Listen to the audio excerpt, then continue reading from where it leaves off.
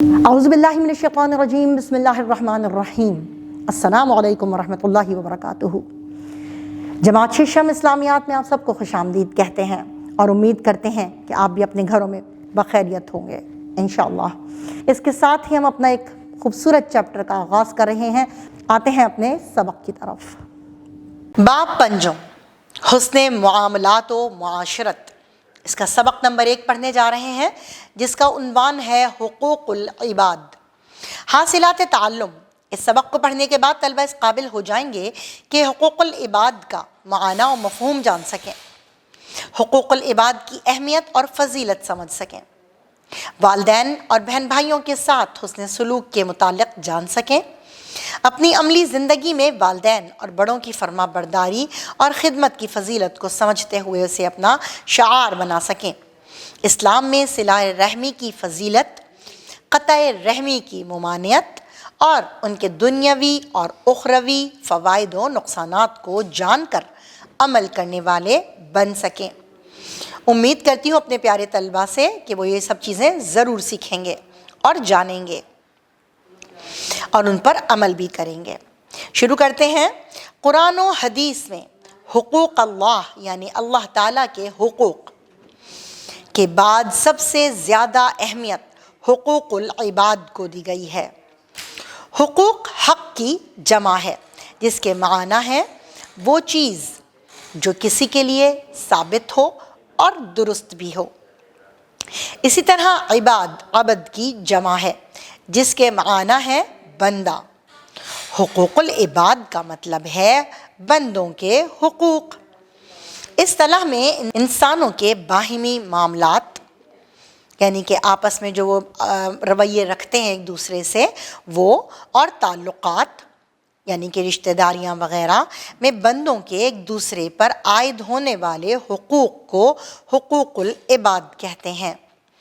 حقوق العباد میں پیارے بچوں والدین، اولاد، بیوی، رشتہ دار، یتیم، مساکین، مسافر، مستحقین، ہمسائے یعنی کہ پڑوسی اور ملازمین سب کے حقوق شامل ہیں۔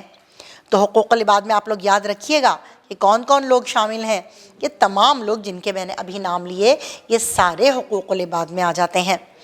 آخرت کی کامیابی کے لیے جیسے اللہ تعالیٰ کے حقوق ادا کرنا ضروری ہیں، اور وہ کیا ہے؟ نماز، روزہ، زکوٰۃ۔ اللہ تعالیٰ کے لیے ہم یہ سب چیزیں ادا کرتے ہیں نا، زکوٰۃ، حج وغیرہ، یہ سب اسی طرح اللہ تعالیٰ کے بندوں کے حقوق ادا کرنا بھی ضروری ہے۔ حضرت ابو ہریرہ رضی اللہ تعالیٰ عنہ سے روایت ہے کہ رسول اللہ خاتم النبیین صلی اللہ علیہ وعلیٰ آلہ واصحابہ وسلم نے فرمایا، مسلمان کے مسلمان پر 6 حقوق ہیں۔ جب تو مسلمان کو ملے تو اس کو سلام کر، اور جب وہ تیری دعوت کرے تو قبول کر، اور جب تجھ سے مشورہ چاہے تو اچھی صلاح دے یعنی کہ ان کو اچھا مشورہ دے۔ جب چھینک آئے اور الحمدللہ کہے تو بھی جواب دے یعنی کہ یرحمک اللہ کہہ، اور جب بیمار ہو تو اس کی بیمار پرسی کو جا، اور جب مر جائے تو اس کے جنازے کے ساتھ رہ۔ یہ 6 حقوق ہیں پیارے بچوں، یہ آپ نے 6 کے 6 اچھی طریقے سے یاد رکھنے ہیں، کیونکہ ایک مسلمان کے اوپر دوسرے مسلمان کا یہ 6 حقوق ہیں جن کو ادا کرنا بہت ضروری ہے، جس سے اللہ تعالیٰ بھی ہمارا راضی ہوتا ہے۔ نبی کریم صلی اللہ علیہ وآلہ وسلم نے ایک مرتبہ صحابہ کرام رضوان اللہ علیہم اجمعین سے مخاطب ہوتے ہوئے ارشاد فرمایا، کیا تم جانتے ہو کہ مفلس کون ہے؟ یعنی کہ غریب کون ہے؟ صحابہ کرام رضوان اللہ علیہم اجمعین نے عرض کیا، ہمارے نزدیک مفلس وہ شخص ہے جس کے پاس روپیہ اور اسباب نہ ہو۔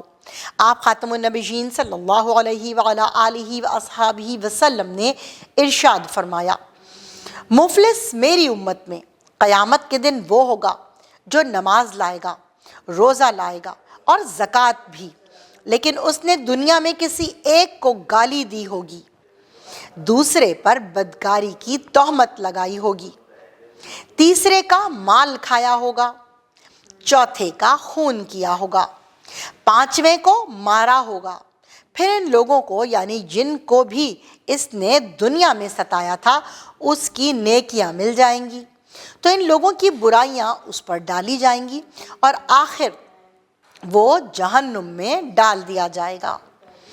تو پیارے بچوں، دیکھا آپ نے کتنی سخت وعید ہے کہ اصل میں مفلس آدمی، غریب آدمی کون ہے، یہ آپ کو اچھی طریقے سے سمجھ میں آیا کہ ہماری ساری نیکیاں اسی بندے کے پاس چلی جائیں گی جس کی ہم برائیاں کرتے پھر رہے تھے، یا جس کا ہم نے نقصان کیا تھا، یا جس کو ہماری وجہ سے کوئی تکلیف ہوئی تھی۔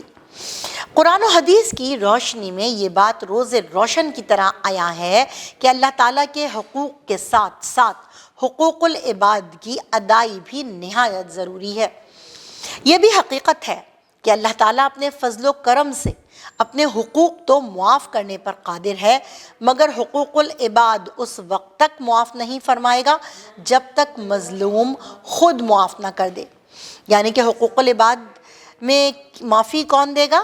وہ بندہ جس پر اس بندے نے ظلم کیا تھا۔ تو جب تک وہ بندہ جو مظلوم ہے وہ اس کو معاف نہیں کر دے گا ظالم کو، اس وقت تک اس کی معافی نہیں ہے۔ حقوق اللہ کے بعد جب ہم حقوق العباد کی بات کرتے ہیں تو اس میں ایک انسان کے لیے دوسرے انسان کی ان 5 چیزوں کی حفاظت لازم آتی ہے۔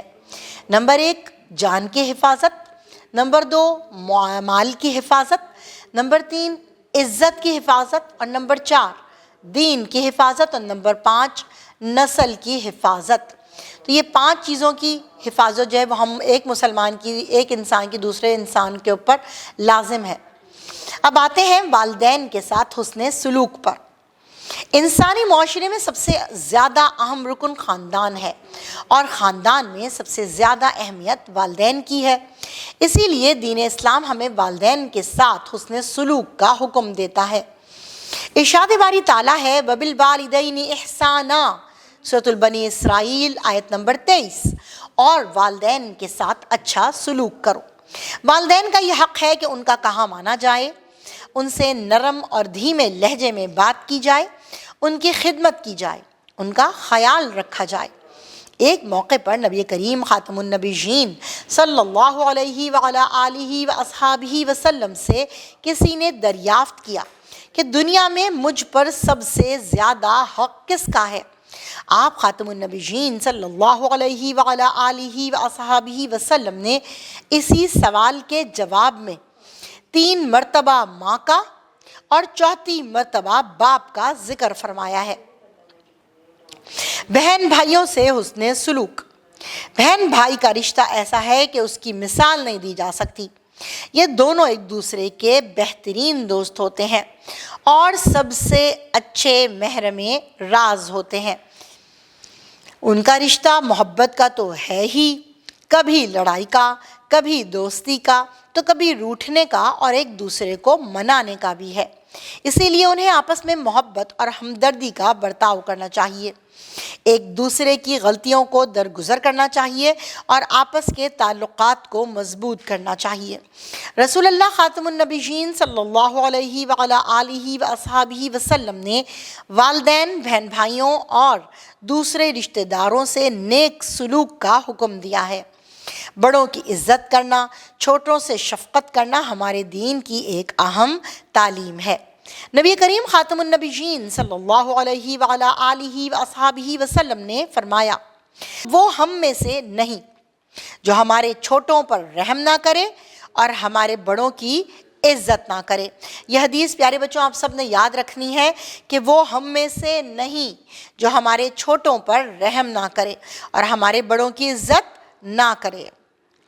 اب آتے ہیں رشتہ داروں سے حسن سلوک کی طرف۔ والدین اور بہن بھائیوں کے بعد انسان کا قریبی تعلق اپنے خونی رشتہ داروں سے ہوتا ہے، جن میں چچا، تایا، ماموں، خالہ، پھوپھی اور ان کی اولاد اور دوسرے رشتہ دار شامل ہوتے ہیں۔ قرآن مجید میں کئی مقامات پر رشتہ داروں کو ان کا حق دینے کا حکم آیا ہے۔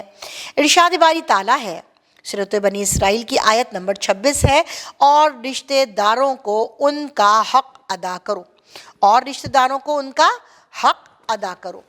جی پیارے بچوں، کیسے ان کا حق ادا ہوگا؟ تو رشتہ داروں کا حق یہ ہے کہ ان سے حسن سلوک کیا جائے، انہیں تکلیف نہ دی جائے، ان سے بدسلوکی نہ کی جائے، اور ان میں سے جو ضرورت مند ہوں ان کی مدد کی جائے اور ان سے اچھے تعلقات قائم کیے جائیں۔ اب آتے ہیں اسلام میں صلہ رحمی کی فضیلت کی طرف اور قطع رحمی کی ممانعت کی طرف۔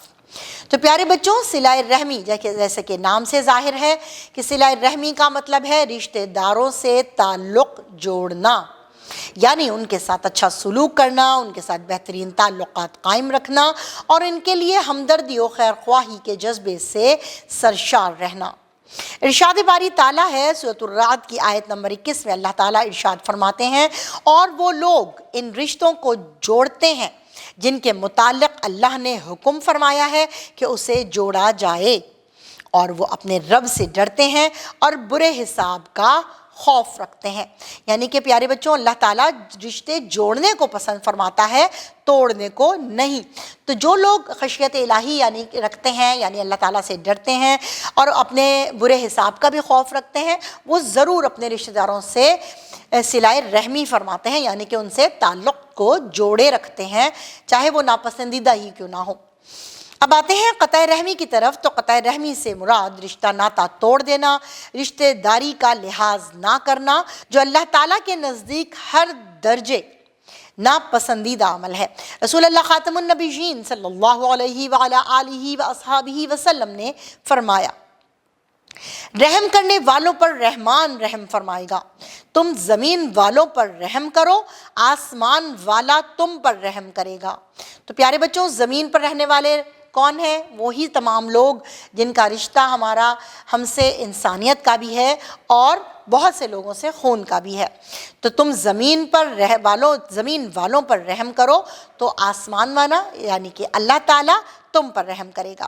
ایک اور موقع پر رسول اللہ خاتم النبیین صلی اللہ علیہ وعلیٰ آلہ وصحبہ وسلم نے ارشاد فرمایا، قطع رحمی کرنے والا جنت میں نہیں جائے گا۔